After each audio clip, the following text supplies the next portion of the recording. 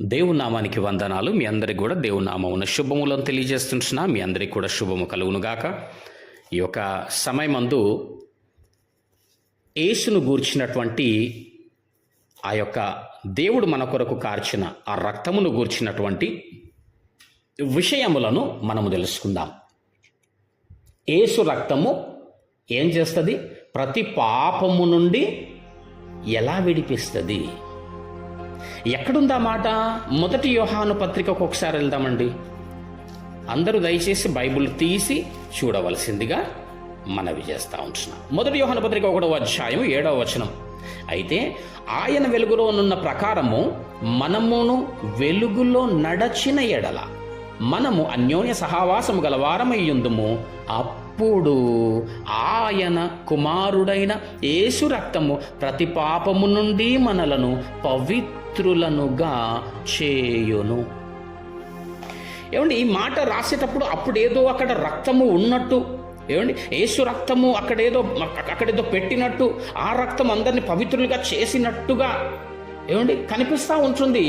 మరి ఏ విధంగా యేసు రక్తం, ఎప్పుడో కార్చినటువంటి ఆ దేవుడి రక్తము ఇప్పుడు మన పాపములను ఏ విధంగా క్షమిస్తుంది?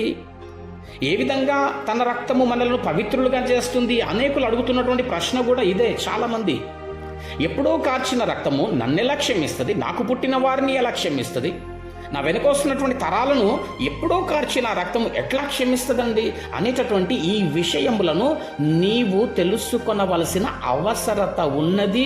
ఇతరులకు అడిగితే తెలియచేయవలసిన అవసరత ఉన్నదండి. కాబట్టి ఈ వర్తమానాన్ని చాలా జాగ్రత్తగా విందాం.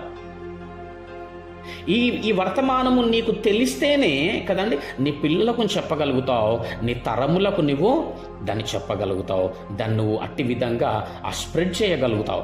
కాబట్టి నీవు తెలుసుకొనవలసినటువంటి, ముఖ్యంగా నీవు తెలుసుకొనవలసినటువంటి అవసరత ఉన్నది. ఒకసారి మత్తయి సువార్తకి వెళ్దాం. 26వ అధ్యాయం. మత్తయి సువార్త 26వ అధ్యాయము 26వ వచనాన్ని జాగ్రత్తగా గమనిస్తాం. వారు భోజనము చేయుచుండగా, ఇది చివరి భోజనం అండి. యేసు ప్రభువుల వారి జీవితములో జరుగుచున్నటువంటి చివరి భోజనము. ఇక్కడ ఆయన ఏం మాట్లాడుతున్నారో చూద్దాం. యేసు ఒక రొట్టెను పట్టుకొని దానిని ఆశీర్వదించి విరిచి తన శిష్యులకిచ్చి, మీరు తీసుకొని తినుడి, ఇది నా శరీరమని చెప్పెను. మరియు ఆయన గిన్నె పట్టుకొని కృతజ్ఞతాస్తుతులు చెల్లించి వారికిచ్చి, దీనిలోనిది మీరందరూ త్రాగుడి, ఇది నా రక్తము. చాలా జాగ్రత్తగా వినాలండి. ఇది నా రక్తము అనగా అనుంది అక్కడ. అనగా అన్నాడు అంటే ఏదో భావం ఉంది అని అర్థం కదా. మనం కూడా మాట్లాడేటప్పుడు అంటే అన్నాం అనుకోండి, అంటే ఏదో భావం ఉంది అక్కడ. ఇక్కడ కూడా అంటుండే ఇది నా రక్తము అనగా పాప క్షమాపణ నిమిత్తము అనేకుల కొరకు చిందింపబడుచున్న నిబంధన. అండర్లైన్ చేసుకోండి అక్కడ, నిబంధన రక్తము. ఏం రక్తం అంటది? నిబంధన రక్తము. ఫుట్ నోట్లో చూసినట్టయితే క్రొత్త నిబంధన రక్తము. ఏంటండి నిబంధన అంటే? ఏ నిబంధన అండి? ఇప్పుడు చదువుతున్నట్టు న్యూ టెస్టిమెంట్ ఈ నిబంధన రక్తమా? నిబంధన అంటే ఇంకేమైనా అర్థం ఉందా? అసలు నిబంధన అంటే ఏంటి అని ఆలోచన చేస్తే, ప్రియమైనటువంటి వారలారా, నిబంధన అంటే ఒడంబడిక, ఒప్పందము, ప్రామిస్, ఒక అగ్రిమెంట్. దేవునికి స్తోత్రం. ఏమి రక్తం అంటే అది ఒక ఒడంబడికతో కూడిన రక్తము. ఈ నిబంధన గురించి ఇంకా మనకు చక్కగా అర్థం కావాలనేసి అంటే, బైబిల్లో ఎక్కడైనా నిబంధనలు జరిగినవా, నిబంధన గూర్చినటువంటి సన్నివేశాలు ఎక్కడైనా సందర్భాలు ఉన్నాయా అనేటటువంటిది ఆలోచన చేయాలి. ఇప్పుడు అని చూసినట్టయితే ఆదికాండము 9వ అధ్యాయంకి వెళ్దాం ఒకసారి. అందరూ బైబిల్ తీయాలా? ఆదికాండము 9వ అధ్యాయము 8వ వచనం నుంచి చూసినట్టయితే, దేవుడు జలప్రలయము కలగజేసి నాశనాన్ని కలగజేసిన తర్వాత నోవాహు కుటుంబం ఒకటే మిగిలిందండి. ఆ నోవాహుతో తన కుటుంబీకులతో చేసినాడు ప్రమాణం. ఏంటి అనేసి అంటే ఒక ఒప్పందం అక్కడ జరిగింది, ఒక నిబంధన జరిగింది, ఒక అగ్రిమెంట్ జరిగింది. ఏంటంటే ఇక మీదట ఎన్నడూ కూడా నీటి ద్వారా నేను నాశనము చెయ్యను, ఇదిగో ఇది నా నిబంధన, దీనికి గుర్తు పెడుతున్నాను ఒకటని పెట్టినాడు. అదే ఇంద్రధనుస్సు. దేవునికి స్తోత్రం. అంటే ఈ ఇంద్రధనుస్సును బట్టి ఏమి జ్ఞాపకం చేసుకున్నాలా అనేసి అంటే, ఇదిగో దేవుడు నీటి మూలంగానైతే ఇక ఎన్నడూ కూడా నాశనమైతే చెయ్యడన్నమాట అని మనము జ్ఞాపకం చేసుకోవచ్చు, దేవుడు జ్ఞాపకం చేసుకుంటాడు. ఏమండి, మన ఇరువురికి మధ్యన జరిగినటువంటి నిబంధనకు గురుతు ఈ యొక్క ఇంద్రధనుసు. గురుతు అంటే జ్ఞాపకం చేసేది. బాగా గుర్తుపెట్టుకోండి, రాసుకోండి. నిబంధన అంటే జ్ఞాపకం చేసేది. చూడండి, ఇప్పుడు 8వ వచనం నుంచి చూద్దాం ఒకసారి. 9వ అధ్యాయం 8వ వచనం, ఆదికాండము. మరియు దేవుడు నోవాహు అతని కుమారులతో, ఇదిగో నేను మీతోను మీ తదంతరము మీ సంతానముతోను మీతో కూడానున్న ప్రతి జీవితోను, పక్షులేమి పశువులేమి, మీతో కూడా సమస్తమైన భూజంతువులేమి, ఓడలో నుండి బయటికి వచ్చిన సమస్త భూజంతువులతోనూ నా నిబంధన. ఏమండి, మాట్లాడుకునేటటువంటి మాట ఇప్పుడు ఏంది ఈరోజు? నిబంధన స్థిరపరచుచున్నాను, నేను మీతో నా నిబంధన స్థిరపరచుదును. సమస్త శరీరులు ప్రవాహ జలముల వలన ఇకను లయపరచబడరు. చూస్తున్నారండి, లయపరచబడరు. భూమిని నాశనము చేయుటకు ఇకను జల ప్రవాహము కలుగదని పలికెను. ప్రామిస్ చేసెను, నిబంధన చేసెను, ఒప్పందము చేసెను. దానికి గురుతు ఇంద్రధనుసు. నువ్వు దాన్ని చూచినప్పుడు ఈ నిబంధనను జ్ఞాపకం చేసుకో. ఏమని? నా దేవుడు ఎన్నడూ కూడా నీటి ద్వారా ఇక నాశనము కలగజేయడు. హల్లెలూయా. ఇకపోతే అదే ఆదికాండం 31వ అధ్యాయంకు వెళ్దాం. 31వ అధ్యాయంలో మనం చూసినట్టయితే అక్కడ ఇరువురి మనుషుల మధ్యన ఒక నిబంధన జరుగుతుందండి. ఎవరు వాళ్ళు అనేసి అంటే లాబాను, యాకోబు. వీరిరువురి మధ్యన ఒక నిబంధన జరుగుతుంది.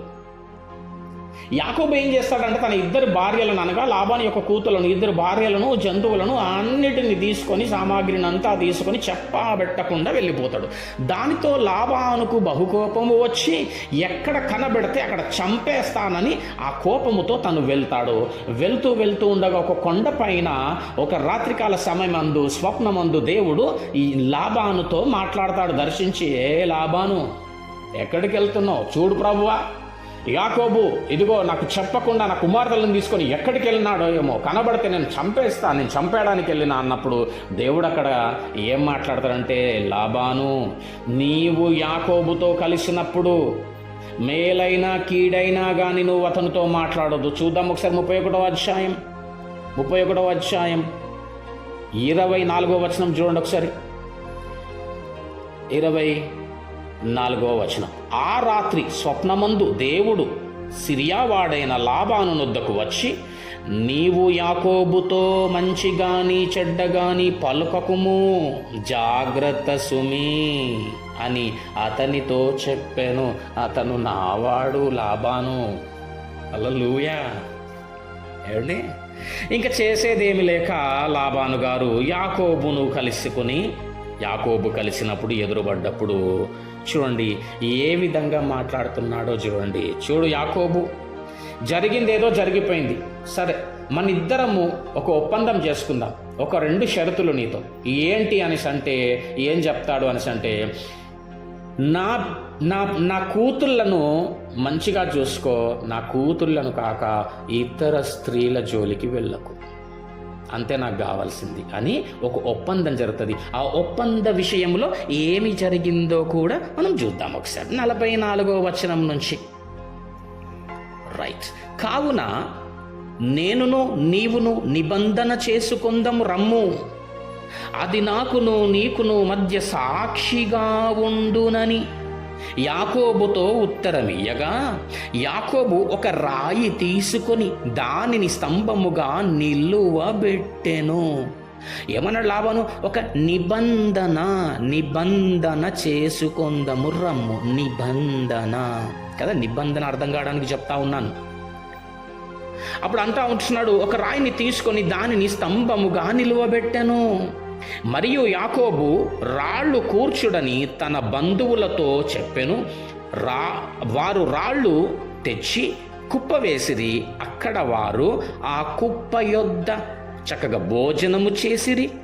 లాబాను దానికి యగర్ షహదూత అను పేరు పెట్టెను. ఫుట్ నోట్లో చూస్తే సాక్షి కుప్ప అంటే వారిరువురికి జరగబోయేటటువంటి ఆ నిబంధనకు సాక్ష్యము. ఆ గురుతు సాక్షిగా ఉంటుంది. ఇరువురి మధ్యన జరిగే ఆ యొక్క నిబంధనకు గురుతనబడేది సాక్ష్యముగా ఉంటుంది, జ్ఞాపకము చేసేదిగా ఉంటుందండి. రాసుకోండి. చూడండి, ఇక్కడ అను పేరు పెట్టెను. అయితే యాకోబు దానికి గలేదు అను పేరు పెట్టెను. లాబాను నేడు ఈ కుప్ప నాకును నీకును మధ్య సాక్షిగా ఉండునని చెప్పెను. కాబట్టి దానికి గలేదను పేరు పెట్టెను. మరియు మనము ఒక్కరికొకరము దూరముగా నుండగా యెహోవా నాకును నీకును మధ్య జరుగునది కనిపెట్టునని చెప్పెను. గనుక దానికి మిస్పా అను పేరు పెట్టబడెను. అంతటా లాబాను, చూడండి ఏ నిబంధన జరుగుతుంది ఇద్దరి మధ్యన. నీవు నా కుమార్తెలను బాధ పెట్టినను, నా కుమార్తెలను గాక ఇతర స్త్రీలను పెండి చేసుకొనినను, చూడుము యాకోబు, మన యొద్ద ఎవరునూ లేరు గదా, నాకును నీకును దేవుడే సాక్షి అని చెప్పెను. వీరు చేసుకున్న ఈ నిబంధనకు ఆ యొక్క గురుతు, రాళ్ళు కుప్పగా పేర్చిన గురుతే వీరి జరిగిన నిబంధనకు గురుతు. అది వీరు చేసిన నిబంధనను అది జ్ఞాపకం చేస్తుంది, సాక్షిగా ఉంటుంది అండి. ఇప్పుడు ఒక చిన్న అవగాహనలోనికి మనం వచ్చింటాం. ఏంటి నిబంధన అంటే? ఇదా. అదేవిధంగా చూసినట్టయితే వివాహంలో జరుగుతూ ఉంటాయి. ఆ వివాహంలో పాస్టర్ గారు అడుగుతారు, నీ నిబంధనకు గుర్తు ఏం తెచ్చినారు అన్నప్పుడు రింగ్ లేదంటే మంగళసూత్రం కదండి. ఆ నిబంధన అంటే వాటిని తీసుకొని వచ్చినప్పుడు పాస్టర్ గారు ఆ నిబంధనలు చేపిస్తాడు. ఇరువురితో కూడా నిబంధన చేపిస్తాడు. ఏమని? కలిమి అందును, లేమి అందును, వ్యాధి అందును, బాధ అందును కదండి. మేము నా భార్యను హత్తుకొని ఉంటా, ఇదిగో నేను నా భర్తను హత్తుకొనే ఉంటా అని నిబంధన చేస్తారు. ఆ యొక్క వివాహం తర్వాత ఆ భార్య భర్తల విషయంలో భర్తకి కానీ ఏదైనా వ్యతిరేకమైనటువంటి నీచమైనటువంటి స్వభావముతో కూడిన ఏదైనా ఆలోచన వస్తే ఆ మంగళసూత్రము జ్ఞాపకం చేస్తుందన్నమాట. ఏమండి? వీరు చేసిన నిబంధనకు గుర్తుగా ఉంటుంది. ఆ రింగ్ గుర్తుగా ఉంటుంది. వీరి నిబంధనలకు సాక్ష్యమది. కుమారుడా, కుమార్తె, నీవు ఏదైనా వ్యతిరేకమైనటువంటి ఆలోచన గనక నీకు వస్తే ఆ రోజు దేవుని సన్నిధానమందు చేసిన నిబంధనను ఆ గురుతును బట్టి నువ్వు జ్ఞాపకము చేసుకొని బద్దురాలవై ఉన్నావు. ఇప్పుడు మనము 1 కొరింథీయులకు వెళ్దాం. ఏమండి? ఇప్పుడు మనము 1 కొరింథీయులకు రాసిన పత్రిక, కొరింథీయులకు రాసిన మొదటి పత్రిక 11వ అధ్యాయంకి వెళ్దామండి. 11వ అధ్యాయం. ఓకే, చాలా జాగ్రత్తగా గమనిద్దాం. అందరం కూడా వాక్యం బైబిల్ తెరిచి చూడవలసిందిగా ప్రేమపూర్వకంగా మనవి చేస్తూ ఉంటున్నాను. ఓకే, 1 కొరింథీ 11వ అధ్యాయం 23వ వచనం చదువుతున్నాను, జాగ్రత్తగా వినండి. నేను మీకు అప్పగించిన దానిని ప్రభువు వలన పొందితిని, ప్రభువైన యేసు తాను అప్పగింపబడిన రాత్రి ఒక రొట్టెను ఎత్తుకొని కృతజ్ఞతాస్తుతులు చెల్లించి దానిని విరిచి, ఇదిగో మీ కొరకైన నా శరీరము, నన్ను జ్ఞాపకము చేసుకొనుటకై దీనిని చేయుడని చెప్పెను. ఆ ప్రకారమే భోజనమైన పిమ్మట ఆయన పాత్రను ఎత్తుకొని, ఈ పాత్ర నా రక్తము వలననైనా క్రొత్త నిబంధన. ఉందండి, క్రొత్త నిబంధన. మీరు దీనిలోనిది త్రాగునప్పుడెల్లా నన్ను జ్ఞాపకము చేసుకొనుటకై దీనిని చేయుడని చెప్పెను. నన్ను జ్ఞాపకము చేసుకొనడం అంటే తనతో నీవు చేసిన ఆ నిబంధనను, క్రొత్తగా చేసిన ఆ నిబంధనను జ్ఞాపకము చేసుకొని ఆ బల్లలో పాలు పొంది ఆ యొక్క ద్రాక్షారసమును తీసుకోవాలా. ఆ నిబంధనను జ్ఞాపకము చేసుకోవడానికి తీసుకోవాలా. ఏమండి, ఆ జ్ఞాపకము చేసుకొని దానిని తీసుకోవాలా, ఊరకనే తీసుకొనకూడదు. ఇప్పుడు అడుగుచున్నాను, నీవు చేసిన నిబంధన ఏంటి దేవుడితో? దేవుడు నీతో చేసిన నిబంధన ఏంటి ఇంతకు తెలుసా? మరి ఇక్కడ నిబంధనను జ్ఞాపకము చేసుకొనుటకు చెయ్యమన్నాడు కదా. ఇది క్రొత్త నిబంధన నిన్నుతో చేసింది నన్ను జ్ఞాపకం చేసుకోవడానికంటే నాతో నీవు చేసిన ఆ క్రొత్త నిబంధనను జ్ఞాపకం చేసుకోవడానికి తీసుకోవాలా, వెళ్ళాలా. దేవునికి స్తోత్రం. అంటే ఒకవేళ తెలుసుకోకుండా తీసుకుంటేనండి, 29వ వచనం అక్కడే, ప్రభు శరీరమని వివేచింపక తిని త్రాగువాడు తనకు శిక్షావిధి కలుగుటకే తిని త్రాగుచున్నాడు. ఏమండి, మళ్ళీ ప్రభువు శరీరమని వివేచింపక తిని త్రాగువాడు తనకు శిక్షావిధి కలుగుటకే తిని త్రాగుచున్నాడు. ఇందువలననే మీలో అనేకులు బలహీనులను రోగులునై ఉన్నారు, చాలామంది నిద్రించుచున్నారు, అంటే చనిపోతున్నారు. ఈ బలహీనతలు లేదా ఈ మరణములకు గల కారణము ఏమండి? వివేచింపక తిని త్రాగడం వలననే. అయితే ఈరోజు దేవుని మహాకృప వలన ఆ నిబంధన ఏంటో మనము తెలుసుకొనబోచున్నాము. దేవునికి స్తోత్రం. ఏం చేసినావు దేవుడితో నువ్వు నిబంధన కావచ్చు, దేవుడు నీతో చేసిన నిబంధన ఏంటి కావచ్చు. ఇప్పుడు ఈ ఇద్దరం చేసిన నిబంధనలో ఏ నిబంధన మొదట చూద్దామంటారు? ఏమండి, దేవుడు చేసిన నిబంధన ఫస్ట్ చూద్దామా, లేకపోతే నీవు దేవుడితో చేసిన నిబంధన ఫస్ట్ చూస్తావా అంటాం. మనం ఏంటంటే మనదే ఫస్ట్ చూద్దాం బ్రదర్. ఏమండి, నువ్వు ఆయనతో చేసిన నిబంధన ఏంటో తెలుసా? ప్రభువా, నీ సహోదరుడనైన నా కొరకు నీవు ప్రాణం పెట్టినావు ప్రభువా, ఆ ప్రాణమును నేను ఎరిగినాను, పెట్టిన త్యాగమును నేను ఎరిగినాను, కార్చిన రక్తమును నేను ఎరిగినాను ప్రభువా. అదే విధముగా దానిని బట్టి నేను కూడా చనిపోతున్నాను ప్రభువా. ఇక తిరిగి లేచి జీవించు వాడనైన నేను నా సహోదరుల నిమిత్తము, నీ నిమిత్తము నేను చావబద్దుడను ప్రభువా ఇక నా జీవితంలో. ఇది నీవు దేవుడితో చేసిన నిబంధననండి.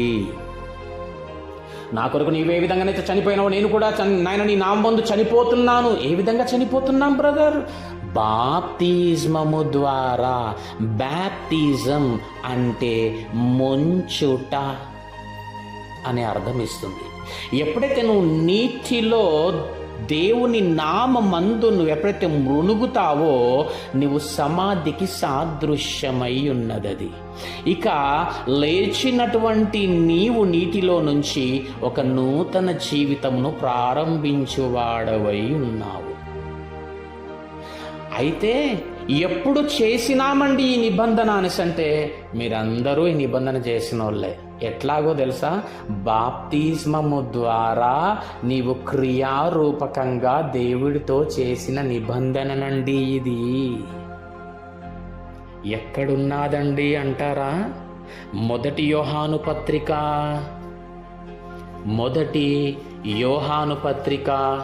3వ అధ్యాయము. చాలా జాగ్రత్తగా చూద్దాం. నీవు దేవుడితో చేసినటువంటి నిబంధననండి ఇది, మర్చిపోవద్దు. హృదయముని పలకపైన రాసుకోండి, ధ్యానించండి, మళ్ళీ ఒకసారి అభ్యాసం చేయండి, చదువుకోండి. ఈ రెఫరెన్సెస్ తీసుకొని జీవితం జాగ్రత్తగా జీవించాలా, బహు జాగ్రత్తగా ముందుకు వెళ్ళాలా, వాక్యానుసారంగా జీవితం బ్రతుకుండాలా. 3వ అధ్యాయము 16వ వచనం చదువుతున్నాను, అందరూ కూడా చూడండి. ఆయన మన నిమిత్తము తన ప్రాణము పెట్టెను గనుక దీని వలన మళ్ళీ ఒకసారి, ఆయన మన నిమిత్తము తన ప్రాణము పెట్టెను గనుక అంటే ఏంటి? ఆయన నా నిమిత్తము ప్రాణము పెట్టిండు కాబట్టి దీని వలన అంటే ఈ మరణము వలన ప్రేమ ఎట్టిదని తెలుసుకొనుచున్నాను. దేవుడు నన్ను ఎంత ప్రేమించినాడనేది నేను తెలుసుకొనుచున్నాను. మనము కూడా అంటే నేను కూడా నీకు ఆపాదించుకోనండి ఈ వాక్యాన్ని. మనము కూడా సహోదరుల నిమిత్తము మన ప్రాణములను పెట్టబద్ధులమై ఉన్నాము. ఉంటున్నామా అండి? ఇటు జీవితాన్ని జీవించగలుగుచున్నామా? మన సహోదరుల నిమిత్తమై ప్రాణం పెట్టబద్ధులమై ఉన్నామా? సహోదరులను సూటిపోటి మాటల చేత హింసిస్తూ నరహత్య చేస్తున్నామా? ఒకసారి గమనించుకోవాల్సిన అవసరం ఎంతైనా ఉన్నది ఈ యొక్క సమయం అంతా. ఇప్పుడు మళ్ళీ చదువుతాను. మన అన్న చోట నా అని నీవు దాన్ని గమనించు. ఆయన మన నిమిత్తము అనగా నా నిమిత్తము తన ప్రాణము పెట్టెను గనుక అంటే కాబట్టి దీని వలన ప్రేమ ఎట్టిదో తెలుసుకొనుచున్నాను. మనము కూడా అంటే నేను కూడా సహోదరుల నిమిత్తము మన ప్రాణములను అంటే నా ప్రాణమును పెట్టబద్ధులమై అంటే పెట్టబద్ధుడనై యున్నాను. ఇది నీవు దేవుడితో బాప్తిస్మముతో నీవు దేవుడితో చేసిన నిబంధన. దేవునికి స్తోత్రం. నీవు వల్ల తీసుకోవడానికి వెళ్ళినప్పుడు నువ్వు జ్ఞాపకం చేసుకునవలసినటువంటి నిబంధన ఇదే. ఇది జ్ఞాపకము చేసుకొని తీసుకో. ఇది జ్ఞాపకము చేసుకొని తీసుకొని అట్టి విధంగానే జీవించువాడవై దానవై ఉంటే దేవుడు నీతో చేసినటువంటి నిబంధనను తాను నెరవేరుస్తాడండి. మాట ఇచ్చినవాడు తప్పువాడు కాదు, నమ్మదగ దేవుడు. మరి ఆయనేమి ఇచ్చినాడండి? ఆయనేమి చేసినాడండి నిబంధన? హెబ్రీలకు రాసిన పత్రికకి వెళ్దాం. హెబ్రీలకు రాసిన పత్రిక 8వ అధ్యాయం చూద్దాం. హెబ్రీలకు రాసిన పత్రిక 8వ అధ్యాయం జాగ్రత్తగా గమనిస్తాం. 10వ వచనం చూద్దాం. ఆ దినములైన తరువాత ఇశ్రాయేలు ఇంటి వారితో నేను చేయబోవు నిబంధన ఏదనగా, నిబంధన ఏంటంటే 12వ వచనంలో దీని సమాధానం ఉంది, చూద్దాం. నిబంధన ఏంటంటే 12వ వచనంకి వచ్చేసరికి ఈ నిబంధన అనేటటువంటిది ఇక్కడ రాయబడింది. నేను వారి దోషముల విషయమై దయ కలిగి వారి పాపములను ఇక ఎన్నడూనూ జ్ఞాపకము చేసి కొననని ప్రభువు సెలవిచ్చుచున్నాడు. ఎవరో కాదు ఈ మాట చెప్పింది, ప్రభువు. ఎప్పుడైతే నీవు నీ నిబంధన ప్రకారముగా నీవు జీవిస్తావో ఆయన నిబంధన ప్రకారముగా నీకు ఇట్టి కృప దయచేయనై ఉన్నాడు. నీ దోషములను నీ పాపములను ఎన్నడూ జ్ఞాపకం చేసుకున్నాడు. దేవునికి స్తోత్రం. అంటే నువ్వు బల్ల యుద్ధకు వెళ్ళి, ప్రభువా ఇదిగో నేను నీతో చేసినటువంటి నిబంధనను జ్ఞాపకం చేసుకుంటున్నాను ప్రభువా, ఇట్టి నిబంధన ప్రకారముగా నేను కూడా ఇక నూతనమైనటువంటి జీవితంను జీవిస్తున్నటువంటి నేను, ఆత్మీయ జీవితాన్ని జీవిస్తున్నటువంటి నేను నా సహోదరుల నిమిత్తము, నీ నిమిత్తము నా యొక్క జీవితంలో చావబద్దుడను కూడా ప్రభువా, నా ప్రాణం సైతము పెట్టబద్దురాలను ప్రభువా అని నువ్వు దాన్ని తీసుకొని అటు విధంగా నువ్వు జీవించున్నట్టయితే, తీసుకున్నట్టయితే దేవుడు ఈ నిబంధన ప్రకారముగా నీ పాపములను నీ దోషములను ఎన్నడూ జ్ఞాపకం చేసుకున్నాడంట. హల్లెలూయా. ఏమండి, కొంతమంది అంటూ ఉంటారు, బ్రదర్ నేను ఎప్పుడో బాప్టిజం తీసుకున్నా, చేయరాని కార్యములన్నీ నీచ కార్యములు చేసిన, ఇప్పుడు నేను మారు మనసు పొందుతున్నా, నాకు అర్థమైంది, నేను పశ్చాత్తాపడుతున్నా, నాకు బాధ అనిపిస్తుంది బ్రదర్, నేను ఇంకా అట్లా జీవించ బ్రదర్, నేను మళ్ళీ బాప్టిజం తీసుకోవచ్చా అండి అని అడుగుతూ ఉంటారు. ఏమండి, మళ్ళీ బాప్టిజము తీసుకున్న వీలు లేదు, కానీ బల్ల యొద్దకు వెళ్ళి నీ కొరకు కార్చినటువంటి ఆ రక్తము, సాదృశ్యంగా పెట్టినటువంటి ఆ యొక్క రక్తమును, ఆ ద్రాక్షరసమును బిడ్డ ఈ నిబంధనను జ్ఞాపకం చేసుకొని తీసుకొని ఈ నిబంధన ప్రకారంగాను జీవిస్తే చాలు, నీ పాప దోషములన్నీ దేవుడు తీసివేస్తాడు. దేవునామానికి స్తోత్రం. ఏమండి, జబదయి కుమారులు వచ్చి అప్పుడే అడిగినారంట, ప్రభా చెరొక పక్క మాకు సీటీ నీ కుడి ఎడమన మేము కూర్చుంటాము అనేసి అంటే ఆయన అప్పుడే చెప్పినాడు. ఏమని చెప్పినాడు? నేను త్రాగినటువంటి ఈ గిన్నెలోంది మీరు త్రాగరు. ఏంటది? దాని అర్థం ఏంటి? ఆయన ఎలాగూ మరణిస్తాడో మీరు కూడా మరణించాలా అని అర్థం. అప్పుడే చెప్పేసినాడు. ఏమండి, అంటే మనము కూడా అతి విధమైనటువంటి జీవితాలను జీవించవలసిన వారమై ఉన్నాము. ఈ బల్లారాధన ద్వారా ఆ నిబంధన జ్ఞాపకం చేసుకొని నిబంధన ప్రకారంగా ఎట్టి పరిస్థితులు నీకు ఎదురవుతున్నప్పటికీ దేవుని కొరకు బ్రతకాలా, దేవుని కొరకు మరణించబద్దులమై ఉండాలా, నీ సహోదరుల కొరకు కూడా నువ్వు ప్రాణం సహితము పెట్టేటటువంటి వాడవై దానవై ఉండాలా. అట్టి ప్రేమ నీకుండాలా. దేవుడి ప్రేమను కనపరుస్తూ, దేవుణ్ణి ఘనపరుస్తూ, ఆయనను ప్రచురిస్తూ, ప్రకటిస్తూ నీ బ్రతుకు జీవితాన్ని కొనసాగించు వారమై ఉండాలా. ఏమండి, ఇక్కడ ఏమండి ఆ యొక్క ద్రాక్షరసంలో లిటరల్గా యేసు రక్తం అట్లా వచ్చేం పడదు. ఆ రోజు ఐగుప్తు విషయంలో కూడా దేవుడు చెప్తాడు, గుమ్మానికి మీరు గృహంలోనే ఉండండి నాయన, మీరు బయటకు రావద్దు, మీ గుమ్మమునకు గొర్రెపిల్ల రక్తము పోయండి, దాన్ని చూసినప్పుడు సంహారదూత మీ గృహాన్ని దాటి వెళ్ళిపోతుంది, మీ గుమ్మాన్ని దాటి వెళ్ళిపోతుంది అన్నప్పుడు వీరు ఆ నిబంధనను బట్టి ఆ ఒప్పంద ప్రకారంగా గృహము లోపట ఉంటారు, గుమ్మానికి రక్తం పూస్తారు. ఒకవేళ రక్తము పూసినా కానీ ఒకవేళ వీరు బయటకు వెళ్తే నాశనం అయ్యేటటువంటి వారు, నిబంధన మీరితే, నిబంధన కాదని బ్రతికితే, దాటితే. కాబట్టి ఇక్కడ కూడా నువ్వు ప్రతి వారం వెళ్ళి బల్లారాధన తీసుకోవడం వలన అక్కడ జరిగేది ఏం లేదు, నీ జీవితంలో జరగదు.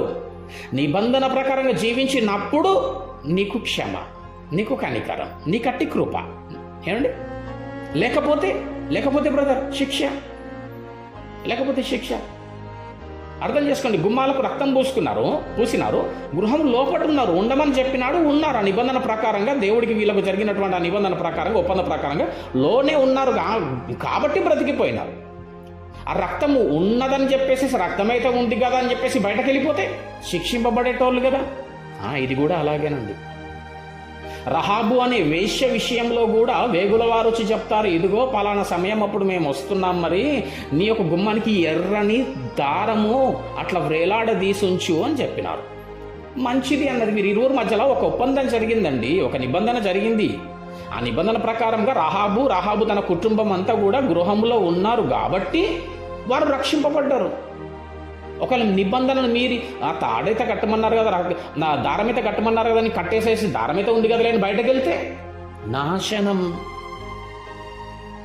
ఏమండి, ఇప్పుడు ఈ యొక్క నిబంధనను ఆ తాడు వీరికి గుర్తు చేసింది. ఓహో, తాడున్న గృహంలోనికి వెళ్ళొద్దు. ఒకవేళ బయటకు వస్తే నేను బాధ్యుడను, మేము బాధ్యులం కాదంటారు. దేవుడు అదే అంటాడు, మీరు రక్తం పూయండి గుమ్మాలకి, బయటకు వస్తే నేను బాధ్యుడను కాదు. అట్లాగే ఈరోజు కూడా నువ్వు తీసుకునే ఆ యొక్క ద్రాక్షరసంలో యేసు రక్తమేం పడదు, కానీ ఈ నిబంధనకు గుర్తుగా ఉన్నటువంటి ఆ ద్రాక్షరసమును, నిబంధనను జ్ఞాపకం చేసుకొని తీసుకొని అట్టి ప్రకారంగా జీవిస్తే నువ్వు రక్షింపబడతావు. ఏమండి, ఈ మాటలు కఠినంగా అనిపిస్తుండొచ్చు, కానీ ఏమండి అట్టి విధమైనటువంటి జీవితాలు జీవించవలసినటువంటి వారమై ఉన్నాం ఈ లోకములో. ఏమండి, ఇంకా కొంతమంది ఏమంటున్నారు అనేసి అంటే, ఎప్పుడో కార్చినటువంటి రక్తము ఇప్పటోళ్ళని ఎట్లా శుద్ధి చేస్తుందండి, పాపాలు క్షమిస్తాయండి, ఏం మాట్లాడుతున్నారండి వీరు? వాళ్ళ దేవుడట ఎప్పుడో కార్చేసినట్ట, ఎప్పుడో కార్చిన రక్తం వీళ్ళ పాపాలు కడుతుందంటే, వీళ్ళ పిల్లల పాపాలు కడుతుందంటే, రాబోయేటువంటి తరాల పాపం కూడా కడుతుంది. ఎట్లా జరుగుతుందండి అది మాట్లాడుతూ ఉన్నారండి. ఉదాహరణగా ఒక మాట చెప్తాను నేను, వినండి. మన దేశం కొరకు ఎంతోమంది రక్తము చెందించినారు, ప్రాణార్పణలు చేసినారు. అవునండి, ఎంతోమంది మహానుభావులు మన దేశము కొరకు అలనాడు వారి ప్రాణాలు పెట్టినారు, వారి రక్తాన్ని చిందించినారు. దాని వలన ఏమైంది? మనకందరికీ కూడా ఏమొచ్చింది? స్వాతంత్రం వచ్చింది. ఏమండి, వారు చేసిన త్యాగాన్ని బట్టి మనకెట్లొస్తుందండి అంటే, ఏమండి, వచ్చిందండి, వస్తుందండి. వారు చేసిన దాన్ని బట్టి, త్యాగాన్ని బట్టి, వారు కార్చిన చిందించిన రక్తము వలననే ఈరోజు మన దేశంకి ఏ విధంగా స్వతంత్రం వచ్చింది. అవును, అట్లా వస్తుంది అని నువ్వు ఎట్లయితే అంటున్నావో, ఇది కూడా అట్లాగే కలుగుతుంది, జరుగుతుంది, వస్తుంది రక్షణ. దేవునికి స్తోత్రం. ఏమండి, చూద్దాం ఒకసారి 2వ కొరింథీకి ఒకసారి వెళ్దాం. 2వ కొరింథీయులకు రాసినటువంటి పత్రిక, కొరింథీయులకు రాసినటువంటి 2వ పత్రిక 5వ అధ్యాయం 14-16 వచనంలో వరకు చదువుతున్నాను. చాలా జాగ్రత్తగా గమనిస్తాం. క్రీస్తు ప్రేమ మమ్మును బలవంతము చేయుచున్నది, ఎలాగనగా అందరి కొరకు ఒకడు మృతి పొందెను గనుక. సర్వమానవాళి పాపము కొరకు ఒకడు మృతి పొందెను కనుక అంటే, కాబట్టి ఏం జరుగుతుందంటే, అందరూ మృతి పొందిరనియు జీవించు వారిక మీదట తమ కొరకు కాక తమ నిమిత్తము మృతి పొంది తిరిగి లేచిన వాని కొరకే జీవించుటకు ఆయన అందరి కొరకు మృతి పొందెననియు నిశ్చయించుకొనుచున్నాము. చూసినారా? క్రీస్తు ప్రేమ మమ్మల్ని బలవంతం చేస్తున్నది ఏందంటే, అందరి కొరకు ఒకడు మృతి పొందెను గనుక అందరూ మృతి పొందుదురని. నమ్మిన వారందరూ వారి యొక్క పాప జీవితము మృతి పొందుతుంది. ఆ బాప్తిస్మము ద్వారా ఆయన ఒక నూతనమైనటువంటి విధానమును, ఒక పద్ధతిని దేవుడు ప్రవేశపెట్టినాడు. ఈ విధంగా ఇన్ని కోట్ల జనాభాలో, భారతదేశంలోనండి ఇన్ని కోట్ల జనాభా మధ్యన క్రికెట్ విషయంలో ఆ పిచ్చిలోనికి, గ్రౌండ్లోనికి ఎంతమంది వెళ్తారు? 11 మంది వెళ్తారు. వారు ఓడిపోతే ఎవరు ఓడిపోయినారంటారండి? ఇండియా ఓడిపోయింది. వారు గెలిచినప్పుడు ఏమంటారండి? పలానా వారి పేర్లందరూ చెప్పి పలానా వారు గెలిచినారంటారా? ఇండియా గెలిచింది అంటారా? ఇండియా గెలిచింది అంటాం. ఎలాగో ఇదిగో ఈ ఒక్కడి మృతి వలన ఏమండి అందరికీ పాప క్షమాపణ అదే విధంగా ఉన్నది. ఒకడు చనిపోతేనంట వాడి యొక్క పాపములన్నీ కూడా కొట్టేయబడతాయి. ఎట్లాగంటే, ఒక నేరస్తుడు, కరుడు గట్టినటువంటి ఎన్నో నేరాలు చేసినటువంటి ఒక నేరస్తుడు ఒకవేళ చనిపోయింది అనుకోండి, కేసులన్నీ ఎంగబడతాయండి, ఎత్తివేయబడతాయి, కొట్టివేయబడతాయి, ఆ ఫైల్ అంతా తీసివేయబడుతుంది. ఎందుకంటే చనిపోయినాడు కాబట్టి. వాడు చేసిన నేరాలన్నీ ఏ విధంగానైతే వెళ్ళిపోయినాయో, తీసేయబడతాయో, అదేవిధంగా దేవుడు కూడా ఒక పద్ధతిని ప్రవేశపెట్టినాడు. చూద్దాము ఒకసారి. రోమిలకు రాసిన పత్రిక 6వ అధ్యాయం, రోమిలకు రాసిన పత్రిక 6వ అధ్యాయంకి వెళ్దాం. 6వ అధ్యాయం 7వ వచనం చూద్దాం ఒకసారి. చనిపోయిన వారు పాప విముక్తుడని తీర్పు పొందియున్నాడు. చనిపోయిన వాడు పాప విముక్తుడని తీర్పు పొందియున్నాడు. ఏ విధముగా? ఏమండి, బ్రతికి ఉండగానే శారీరకంగా మరణించక ముందే నీ పాపపు జీవితమందు మరణించాలా. అట్టి విధముగా మరణించిన వాడు పాప విముక్తుడు. ఎలాగండి అంటే, బ్రతికి ఉండగా ఆయనను, క్రీస్తును నమ్మి నీటి ద్వారా, బాప్తిస్మము ద్వారా ఎవరైతే మృతి పొందుతున్నారో వారు పాప విముక్తులు. దేవునికి స్తోత్రం, హల్లెలూయా. అట్లాగా ఎవరి జాబితాల్లోనికి వస్తారు? మరి బాప్తిస్మము పొందిన మీరందరూ ఆయన మరణంలోనికి ప్రవేశించి ఉన్నారు. అంటే ఈ పాపాలను తీసేసింది ఆయన త్యాగమే, రక్తమే. దేవునికి స్తోత్రం. కాబట్టి మన బ్రతుకు జీవితం ఏ విధంగా కొనసాగించు వారమై ఉన్నాము అని అంటే అదే మొదటి కొరింథీయులకు రాసినటువంటి మొదటి పత్రిక 11వ అధ్యాయంకు మళ్ళీ ఒకసారి చూద్దాం. ఏ విధంగా జీవించవలసినటువంటి వారమై ఉన్నాం మనం చూద్దాం. మళ్ళీ ఒకసారి 24వ వచనం చూద్దాం. దానిని గురించి, ఇది మీ కొరకైన నా శరీరము నన్ను జ్ఞాపకం చేసుకుంటగా దీనిని చేయుడు అని చెప్పాను. ఆ ప్రకారమే భోజనమైన పిమ్మట ఆయన పాత్రను ఎత్తుకొని, ఈ పాత్ర నా రక్తము వలన క్రొత్త నిబంధన, మీరు దీనిలోనిది త్రాగునప్పుడల్లా నన్ను జ్ఞాపకం చేసుకుంటకే దీనిని చేయుడు అని చెప్పాను. ఇక్కడ వరకు మనం చదువుకుందాం. ఇప్పుడు చూడండి, మీరు ఈ రొట్టెను తిని ఈ పాత్రలోనిది త్రాగునప్పుడల్లా, త్రాగునప్పుడల్లా ప్రభువు వచ్చు వరకు, అంటే ఆయన రాకడ, ప్రభువు ఈ లోకమునకు వచ్చు వరకు ఆయన మరణమును ప్రచురించుదురు. అంటే బాప్తిస్మము తీసుకున్నవాడు, బల్లారాధనలో పాలు పొందుచున్నటువంటి వాడు ఏ విధంగా జీవించువాడునై ఉండాలన్నమాట. ఆయన మరణమును ప్రచురించుదురు. అడుగుతున్నాను, ప్రచురిస్తున్నారా? బాప్తిజం తీసుకొని బల్లారాధనలో పాలు పొందుచున్నటువంటి వారమైనటువంటి మనమందరము ఆయన మరణమును ప్రచురించుచున్నామా? ఇదిగోనండి, నీ కొరకే క్రీస్తు చనిపోయి ఉన్నాడు. ఆయన మరణం ద్వారా నీకు పాప విమోచన ఉంది, పాప క్షమాపణ ఉంది, రక్షణ ఉంది. ఈ విధంగా జీవించాలండి మీరు, ఈ విధంగా జీవించాలనండి నీవు. ఇదిగో నేను ఈ విధంగా జీవించాలనండి. ఆయన మరణమును గూర్చినటువంటి ఆ యొక్క ప్రకటన చేస్తున్నావా? ఆయన మరణమును ప్రచురిస్తున్నావా? ప్రచురించుదుర్రు. 27వ వచనం, కాబట్టి ఎవడు అయోగ్యముగా ప్రభువు యొక్క రొట్టెను తినునో, యోగ్యత లేకుండా, లేక ఆయన పాత్రలోని ఇది త్రాగునో, చాలా జాగ్రత్తగా చూడండి, వాడు ప్రభువు యొక్క శరీరమును గూర్చియు రక్తమును గూర్చియు అపరాధి అగును. అయోగ్యముగా తీసుకొన వీలు లేదు. 28వ వచనం, కాబట్టి ప్రతి మనుషుడు తన్ను తాను పరీక్షించుకొనవలెను. ఏం పరీక్షించుకోవాలా? గత వారమంతా చేసిన తప్పులు, పాపాలు, నీచమైనటువంటి నికృష్టమైనటువంటి కార్యములా? లేదు. ఏమి జ్ఞాపకం చేసుకోవాలి? తన్ను తాను ఏం జ్ఞాపకం చేసుకోవాలి, ఏం పరీక్షించుకోవాలి తన్ను తాను అనేసి అంటే, అయ్యో నేను పోయిన వారం కూడా ఇదే విధంగా నేను ఆ ఉడంబడికను జ్ఞాపకం చేసుకొని తీసుకున్నా, అసలు ఆ నిబంధన ప్రకారంగా నేను జీవిస్తున్నానా? అయ్యో పలానా చోట నేను తప్పినాను కదా, నేను పలానా చోట కూడా మళ్ళీ మాట తప్పినాను కదా, నేను పలానా చోట అటు విధంగా ఉండలేకపోయినాను కదా, అయ్యో ప్రభువా నన్ను క్షమించు నాయన, నేను ఉండగలను ప్రభువా, నేను ఉంటాను ప్రభువా అని నిన్ను పరీక్షించుకోవాలి. నీ బ్రతుకు జీవితం ఏ విధంగా కొనసాగుతుంది? చేసినటువంటి నిబంధన ప్రకారంగా జీవిస్తున్నావా?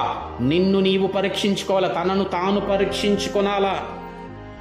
కాబట్టి ప్రతి మనుషుడును తన్ను తాను పరీక్షించుకోనవలనంటే మనమేం చేస్తామంటే ఎప్పుడు కూడా ఎదుటివాన్ని పరీక్షిస్తూ ఉంటాం. ఎదుటివాని జీవితాన్ని, ఎదుటివాని కుటుంబాన్ని, ఇరుపొరు కుటుంబాలను ఎవరెవరిని గూర్చో మనం పరీక్షిస్తుంటాం, కానీ మనము పరీక్షించుకోం. దేవుడు చెప్తున్నాడు, బిడ్డ నువ్వు పరీక్షించుకో ఫస్ట్.